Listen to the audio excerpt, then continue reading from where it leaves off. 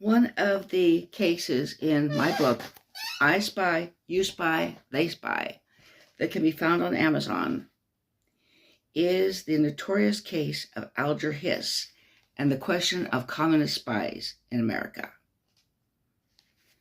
Okay, it can act as a good introduction to what is a very famous and still controversial case.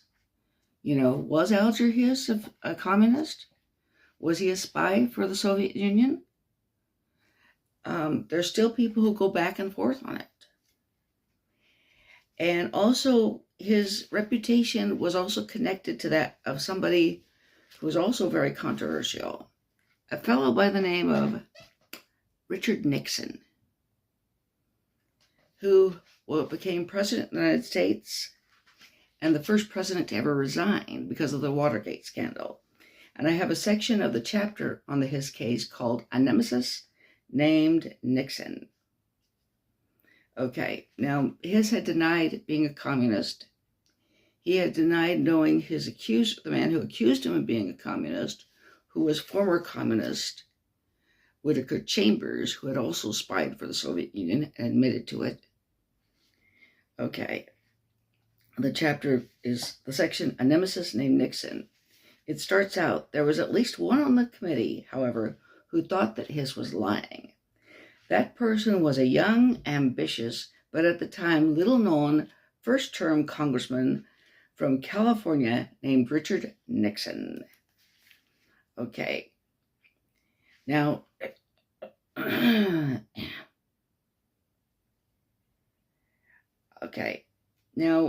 I mentioned in there that throughout his career, Nixon impressed observers as a driven man, self-conscious about his humble origins, often described as tense.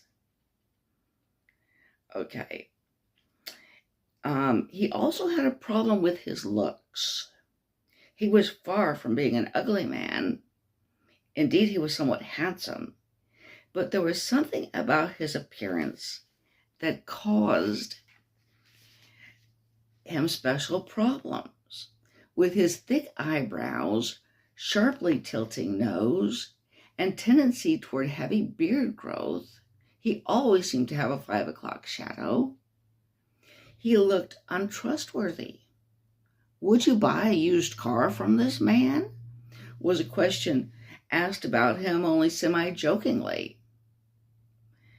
I actually think that may have been one of the reasons he was suspicious of other people, was people were suspicious of him because of his appearance. Okay, now there's an old saying, it takes one to know one, and it might be applicable here. Okay, Nixon was a superb amateur actor and an excellent bluffer at poker, a game he loved. Like most politicians, he'd been an attorney and frequently observed witnesses testifying in court. His well-honed sense for such things told him Hiss was bluffing. Writing in 6 Crises, Nixon noted, "Those who are lying or trying to cover up something generally make a common mistake. They tend to overact, to overstate their case."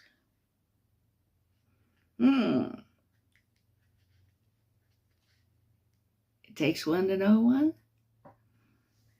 Okay. The manner in which Hiss qualified his answers, saying the name Whittaker Chambers means absolutely nothing to me, while never stating categorically that he did not know the man, indicated to Nixon that Hiss was hiding something. Okay. Now, later, Hiss, again, he was saying that maybe he did know Chambers as a man he knew as George Crosley, Mr. Crosley. And, okay, and he said that he had once sold a car, given it or loaned it to Crosley, but his memory of which type of transfer varied from moment to moment.